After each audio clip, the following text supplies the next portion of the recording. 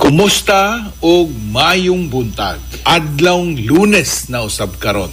Petsa 4 sa bulan sa Agosto, tuig 2025. Kini yung Mayor Freddy Siao makig-uban kaninyo ning programang Asenso Iliganon. Sa dili pa kita mo padayon sa unahan, atong i-greet og happy birthday ang tanang nagsaulog sa ilang adlawng natawhan karon ug belated happy birthday sa mga nagsaulog sa ilang birthday kaghapon, August 3. Happy birthday kaninyong hinaot, malipayon kamo og anaa sa mayong panglawas. Nagsugod na niadtong Biyernes, Agosto 1, ang registration sa Commission on Elections o COMELEC alang sa umabot nga barangay ug sangguniang kabataan elections. Giklaro sa COMELEC nga walay application for transfer of registration nga may tabo niini nga schedule. Ang mga applications nga dawaton mao lang ang mosunod: new registration, change correction of entries in the registration records, reactivation of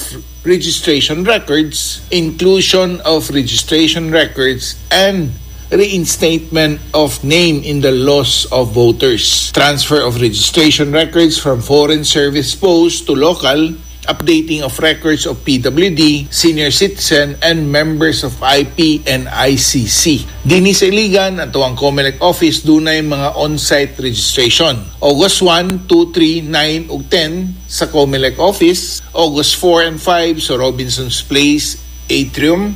Kini usa ka special satellite registration para sa mga senior citizens, PWDs ug IPs. August 6, Robinson's Place Atrium. Kini usa ka special satellite registration para sa youth ug women groups. August 7 sa Iligan City National High School, alang kini sa tanan. August 8, BGMP Tipanoy, sugod alas 8 sa buntag hangtod alas 12 sa udto, alang sa mga persons deprived of liberty. August 8, sugod alauna sa udto hangtod alas 5 sa hapon sa COMELEC office sa Barangay Palao. Sa ubang mga petsa gawas sa August 8, ang registration magsugod alas 8 sa buntag hangtod sa alas 5 sa hapon. Sa mga new registration o kanang maupay pagparehistro, magdala og valid ID o photocopy sa birth certificate. Sa magpa-reactivate kay wala nakabotar sa nakalabay nga eleksyon, photocopy lang sa valid ID ang dadon.